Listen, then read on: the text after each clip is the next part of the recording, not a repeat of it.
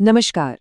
आज हम बात करने वाले हैं भारत की औद्योगिक नीति के एक बहुत ही दिलचस्प सफर की। पूरे 75 साल का सफर। ये कहानी है कि कैसे एक देश ने अपनी आर्थिक तकदीर को अपने हाथों से लिखा। सोचिए, कोई भी देश बिल्कुल शुरुआत से मतलब स्क्रैच से अपनी इंडस्ट्री कैसे खड़ी करता है और एक इकोनॉमिक पावर हाउस बन जाता है। ये एक बहुत बड़ा सवाल है ना? भारत की कहानी असल में इसी सवाल का एक जवाब है।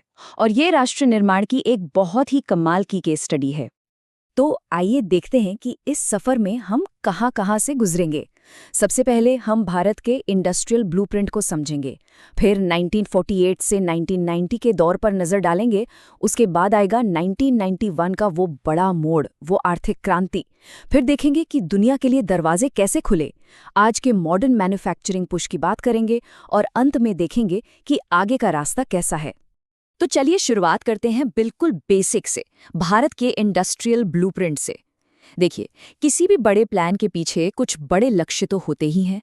तो सवाल ये है कि भारत की औद्योगिक नीति के पीछे क्या सोच थी, क्या थे वो बड़े मकसद। ये जो हम देख रहे हैं, ये सिर्फ कुछ पॉइंट्स नहीं हैं। ये वो गाइडिंग प्रिंसिपल्स थे, वो नींव के पत्थर थे, जिन्होंने दशकों तक भारत की इकोनॉमी को दिशा दी। औद्योगिक विकास को बढ़ाना, रोजगार पैदा करना, आत्मनिर्भर बनना, ये सब बहुत बड़े लक्ष्य थे। और साथ ही देश के अलग अलग हिस्सों में बराबरी लाना और दुनिया की इकोनॉमी से जुड़ना भी उतना ही जरूरी था। अब चलते हैं कहानी के अगले हिस्से में, 1948 से 1990 का दौर। सोचिए, एक नया नया आज़ाद हुआ देश जो अपनी आर्थिक राह खुद बना रहा था। उस वक्त जो मॉडल अपनाया गया वो था सरकारी कंट्रोल का और अपने घरेलू उद्योगों को बचाने का, जिसे हम प्रोटेक्शनिज्म भी कहते हैं। ये जो पहले 40 साल थे ना, इनमें पॉलिसीज लगातार बदलती रहीं। देखिए, 1948 में मिक्स्ड इकोनॉमी का मॉडल आया। फिर 1956 में एक बहुत बड़ी पॉलिसी आई जिसने भारी उद्योगों पर सरकारी कंट्रोल को और मजबूत कर दिया। 1977 में जनता सरकार ने छोटे और कुटीर उद्योगों पर फोकस किया। और फिर 1980 में जब ग्रोथ थोड़ी धीमी पड़ गई थी, तो उसे फिर से पटरी पर लाने के लिए एक नई पॉलिसी लाई गई। और वो जो 1956 की पॉलिसी थी ना, वो इतनी ज्यादा महत्वपूर्ण थी कि उसे भारत का आर्थिक संविधान तक कहा गया। सोचिए, इसी एक पॉलिसी ने आने वाले कई दशकों के लिए देश के इकोनॉमिक स्ट्रक्चर की नींव रख दी थी। तो इस 1956 की पॉलिसी ने किया क्या? इसने इंडस्ट्री को 3 हिस्सों में बांट दिया। पहली थी शेड्यूल ए। इसमें वो इंडस्ट्री थी जिन पर सिर्फ और सिर्फ सरकार का कंट्रोल था, जैसे कि हथियार, एटॉमिक एनर्जी, रेलवे। फिर आई शेड्यूल बी। इसमें सरकार धीरे धीरे अपना कंट्रोल बढ़ाने वाली थी, जैसे एल्यूमिनियम और फर्टिलाइजर्स। और आखिरी में शेड्यूल सी, जो बाकी बची इंडस्ट्रीज थीं, उन्हें प्राइवेट सेक्टर के लिए खोल दिया गया। मतलब साफ था, सरकार ही इंडस्ट्रियल डेवलपमेंट के सेंटर में थी। और यहीं से शुरू हुआ वो दौर जिससे हम लाइसेंस परमिट कोटा राज के नाम से जानते हैं। ये एक ऐसा सिस्टम था जहां कुछ भी करने के लिए, मतलब फैक्ट्री लगानी हो, प्रोडक्शन बढ़ाना हो या कुछ इंपोर्ट करना हो, हर चीज़ के लिए सरकार से लाइसेंस लेना पड़ता था। और इसने जाहिर है बहुत सारी ब्यूरोक्रेटिक मुश्किलें खड़ी कर दी। अब कहानी में आता है एक जबरदस्त मोड़, भारत के आर्थिक इतिहास का सबसे बड़ा टर्निंग पॉइंट। साल था 1991 और देश एक ऐसे संकट में फंस गया था जिसने सब कुछ बदलने पर मजबूर कर दिया। हालात बहुत ज्यादा खराब थे। 1991 आते आते देश की अर्थव्यवस्था लगभग ढहने की कगार पर थी। हमारा जो फॉरेन एक्सचेंज रिजर्व था, मतलब विदेशी मुद्रा का भंडार, वो लगभग खत्म हो चुका था। हालत ये थी कि देश दिवालिया हो सकता था। अब बड़े और कड़े सुधारों के सिवा कोई दूसरा रास्ता बचा ही नहीं था। और इस संकट से निकलने के लिए जो रास्ता अपनाया गया, उसे हम LPJ रिफॉर्म्स के नाम से जानते हैं। L यानी लिबरलाइजेशन या उदारीकरण, मतलब इकोनॉमी को सरकारी कंट्रोल से आज़ाद करना। P यानी प्राइवेटाइजेशन या निजीकरण, मतलब सरकारी कंपनियों का मालिकाना हक प्राइवेट हाथों में देना। और G यानी ग्लोबलाइजेशन या वैश्वीकरण, मतलब भारतीय अर्थव्यवस्था को दुनिया की अर्थव्यवस्था के साथ जोड़ना। तो चलिए अब देखते हैं कि इन LPG रिफॉर्म्स का असर क्या हुआ। कैसे 1991 के बाद भारत की पूरी आर्थिक तस्वीर ही बदल गई। ये जो पहले और बाद की तुलना है, ये अपने आप में पूरी कहानी बयां करती है।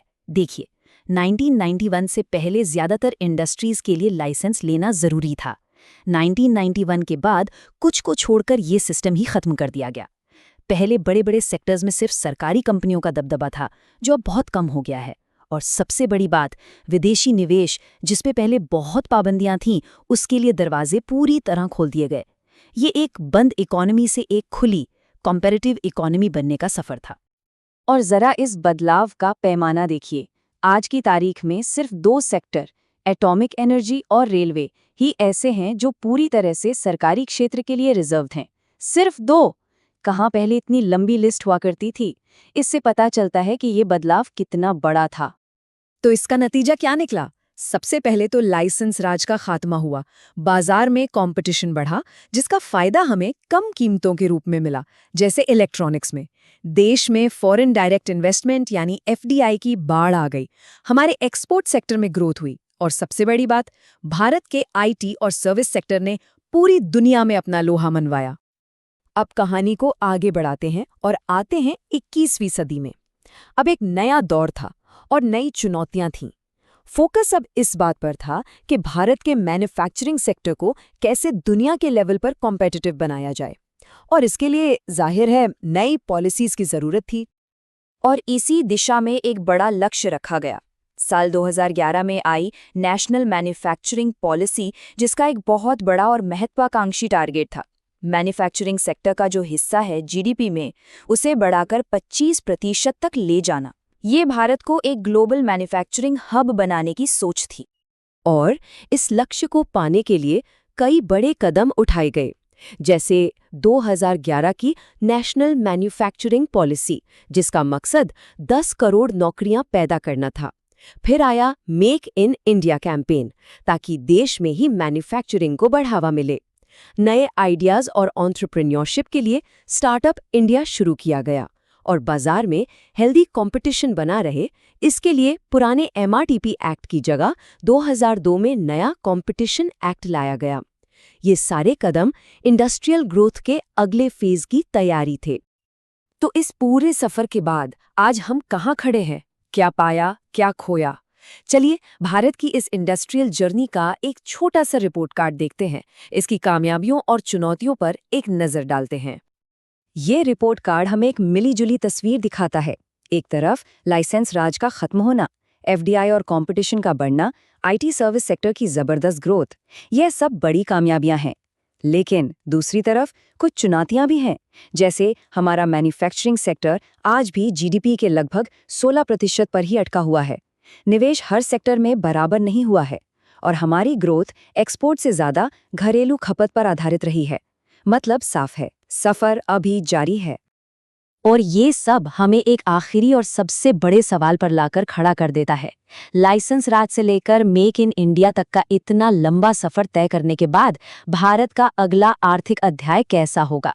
दुनिया की सबसे तेजी से बढ़ती अर्थव्यवस्थाओं में से एक का भविष्य क्या मोड़ लेगा? ये एक ऐसा सवाल है जिसका जवाब यकीनन बहुत दिलचस्प होगा।